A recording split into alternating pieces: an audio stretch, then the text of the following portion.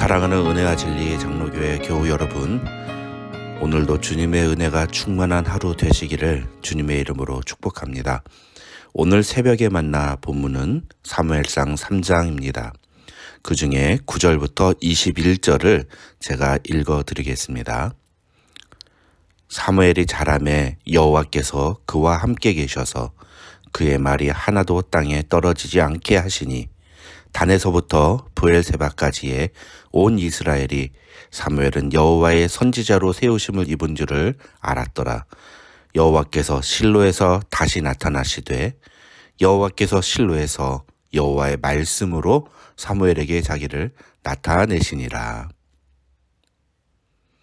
어제 엘리의 두 아들과 사무엘이 각각 하나님에 대해 어떤 태도를 보였는지를 비교하면서 하나님은 하나님을 존귀히 여기는 자를 존귀히 여겨주시고 반대로 하나님을 멸시하는 자를 하나님도 경멸하신다는 말씀을 나눴습니다. 오늘 본문인 사무엘상 3장에는 이제 사무엘이 어떻게 이스라엘의 선지자로 인정을 받게 되었는지 그 이유가 기록되어 있습니다. 20절 말씀을 보면 사무엘은 온 이스라엘 사람들에게 하나님께서 선지자로 세우심을 입었음이 알려졌다고 기록되어 있는데 그 증거로 하나님은 사무엘과 함께 계셔서 그의 말이 하나도 땅에 떨어지지 않게 하셨다고 19절은 말합니다. 여기서 우리가 오해해서는 안 되는 것이 있습니다. 사무엘의 말이 하나도 땅에 떨어지지 않았다는 것이 무슨 뜻인가 하는 것입니다. 그것은 사무엘이 무슨 말을 하든지 다 그대로 됐다는 뜻이 아닙니다. 이 말의 진짜 의미를 올바로 이해하려면 사무엘이 무슨 말을 했느냐에 주목해야 됩니다. 사무엘이 무슨 말을 하든지 다 그대로 됐다는 것은 21절에서 그 힌트를 찾을 수 있습니다. 21절을 보시면 여호와께서 여호와의 말씀으로 사무엘에게 자기를 나타내시니라고 기록하고 있습니다. 다시 말하면 사무엘이 하는 말이 하나도 땅에 떨어지지 않았던 이유는 사무엘이 여호와의 말씀을 전했기 때문입니다. 사무엘은 그저 하나님이 전하라고 한 말만 전했을 뿐입니다. 그러니 사무엘이 전한 말이 하나도 땅에 떨어지지 않은 이유는 사무엘에게 있는 것이 아니라 그 말의 원천인 하나님에게 이유가 있는 것입니다. 하나님께서 사무엘을 통해 말씀을 주셨기 때문에 사무엘의 말이 하나도 땅에 떨어지지 않은 것입니다. 이렇게 여호와의 말씀을 전한 사무엘의 이야기와는 대조적으로 사무엘상 3장은 어두운 현실에서 시작합니다. 1절을 보시면 사무엘상 기자는 아이 사무엘이 엘리 앞에서 여호와를 섬길 때에는 여호와의 말씀이 희귀하여 이상이 흔히 보이지 않았더라고 기록하고 있습니다. 그런데 그런 현실을 그대로 반영이라도 하듯이 2절에서는 그 대표적인 인물로 엘리가 등장합니다. 2절 말씀을 보면 엘리의 눈이 점점 어두워 가서 잘 보지 못하는 그때에 라고 기록하고 있는데 이것은 엘리의 육체로서의 눈이 보이지 않았음을 의미하기도 하지만 엘리의 영적인 눈이 보이지 않았음을 이야기하고 있는 것이라고 해석해도 무방합니다. 그런데 재미있는 것은 그 다음부터 나오는 내용입니다. 그 다음에 나오는 내용은 하나님께서 사무엘을 부르시는 장면입니다. 처음에는 사무엘도 하나님이 부르시는 소리를 엘리가 부르는 줄 알고 엘리에게로 찾아갑니다. 7절을 보면 이런 상황을 사무엘상 기자는 사무엘이 아직 여호와를 알지 못하고 여호와의 말씀도 아직 그에게 나타나지 아니한 때라고 기록합니다. 여호와를 알지 못하기 때문에 하나님의 말씀이 들려도 그것을 분간하지 못한 사무엘의 모습과 여호와를 알고 있음에도 하나님의 말씀이 들리지도 또 보이지도 않는 엘리의 모습이 비교되고 있는 것입니다. 아니나 다를까 세 번째로 사무엘이 엘리를 찾아오자 엘리는 사무엘에게 그 소리가 다시 들리거든 여호와여 말씀하옵소서 주의 종이 듣겠나이다 하라 깨닫고 가르쳐 줍니다. 드디어 여호와의 말씀이 사무엘에게 들리게 된 것입니다. 그런 사무엘에게 하나님이 처음으로 주신 말씀은 아이러니하게도 엘리의 집안에 대한 하나님의 계획이었습니다. 그리고 그때부터 하나님은 사무엘에게 말씀으로 자기를 나타내셨다고 오늘 사무엘상 3장은 기록하고 있습니다. 처음에는 여호와의 말씀이 보이지도 않고 들리지도 않았던 시대였지만 이제는 여호와께서 말씀으로 자기를 나타내시며 그 말씀을 듣는 하나님의 사람이 세워진 것으로 사무엘상 3장은 끝이 납니다. 오늘 본문에서 우리가 생각해 봐야 하는 것이 있습니다. 왜 엘리는 하나님의 말씀을 듣지도 보지도 못했는가 하는 것입니다. 결론만 짧게 말씀을 드리면 그것은 죄 때문입니다. 13절을 보시면 하나님이 엘리 집안을 심판하시기로 결정하신 이유는 그가 아는 죄악 때문이라고 하나님은 분명하게 말씀하십니다. 그러면서 이는 그가 자기의 아들들이 저주를 자청하되 금하지 아니하였음이니라는 말씀을 덧붙이십니다.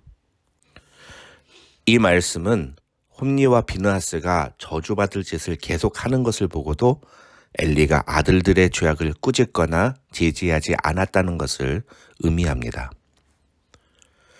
로마서 3장 20절에 의하면 율법으로는 죄를 깨달음이라고 성경은 말합니다. 여기서 율법은 사실 복음과 반대되는 개념을 담고 있지만 엄밀하게 말하면 구약시대의 율법은 하나님의 말씀과 같은 의미를 담고 있습니다. 그래서 사실 우리는 하나님의 말씀을 볼 때에 우리의 죄악을 깨닫게 됩니다. 그러나 신약시대 성도들이 복된 것은 구약 율법 시대와는 달리 신약의 말씀에는 죄의 문제가 해결되었다는 기쁜 소식이 담겨 있다는 것입니다. 구약시대 때 하나님의 백성들은 율법을 통해서 자신의 죄를 깨달을 수밖에 없었습니다. 그 죄의 문제는 인간의 힘으로는 도저히 해결할 수 없는 절망적인 것이었습니다. 그러나 신약시대의 성도들은 그 죄를 하나님의 아들이 대신 해결해 주셨다는 사실을 알게 됩니다. 우리는 그것을 복음이라고 부릅니다. 그래서 신약의 성도들은 구약시대의 성도들처럼 말씀을 통해 자신의 죄를 깨닫고 그것 때문에 절망하는 것이 아니라 그 죄의 문제를 어떻게 해결할 수 있는지 방법을 발견할 수 있는 것입니다. 그런 의미에서 하나님의 말씀이 들린다면 우리는 우리의 죄를 깨닫고 그 죄에 대해 바른 반응을 보이는 것이 필요합니다. 그것이 하나님의 말씀에 대한 바른 태도입니다. 그런데 만약 우리가 그런 반응을 하지 않고 죄를 방관하거나 죄에 대해 둔감해진다면 오늘 본문에 나오는 엘리 제사장과 같이 하나님의 말씀이 선포되어도 듣지도 못하고 보지도 못하는 상태가 되어버리는 것입니다. 17절부터 18절의 내용은 이런 엘리의 영적인 상태를 보여주는 증거입니다. 하나님께서는 이미 2장에서 하나님의 사람을 통해 엘리 제사장에게 그와 그의 아들들의 죄악에 대해 말씀하셨습니다. 그런데 그 어디에도 엘리가 회개했다는 내용이 나오지 않습니다.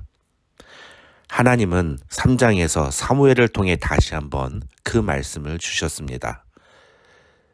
엘리가 하나님의 말씀을 듣지도 보지도 못하는 상태가 되었으니 하나님은 사무엘을 통해서 엘리에게 다시 말씀을 하신 것입니다. 하나님이 왜 이렇게 거듭 엘리에게 말씀을 하시는 걸까요? 네, 회개하라는 거죠. 기회를 주시는 겁니다. 그런데 18절을 보시면 엘리는 이는 여호와시니 선하신 대로 하실 것이니라고 말할 뿐 어떠한 회개나 자신의 잘못에 대한 인정도 하지 않습니다. 여호와께서 선하시니 하나님의 뜻대로 하실 거라는 그의 말을 보면 굉장히 신앙적인 것처럼 보이지만 사실은 전혀 하나님이 기대하는 반응이 아니었던 것입니다. 하나님의 말씀이 선포되어도 영적인 눈이 멀고 귀가 닫히면 올바른 반응을 할 수 없습니다. 그것은 무서운 영적 질병입니다. 영원한 죽음으로 가는 자의 모습이자 하나님께서 심판하시기로 작정하신 자에게서 발견되는 모습입니다. 반면에 성경을 읽을 때 하나님이 우리에게 요구하시는 것이 무엇인지를 깨닫고 자신의 모습을 정확하게 발견할 수 있다면 그것은 크나큰 축복이 아닐 수 없습니다. 죄는 우리에게 말씀이 들리지 않게 만듭니다. 그러나 하나님은 거듭 우리에게 말씀을 주십니다. 우리가 회개할 수 있는 기회를 주시기 원하시는 것입니다.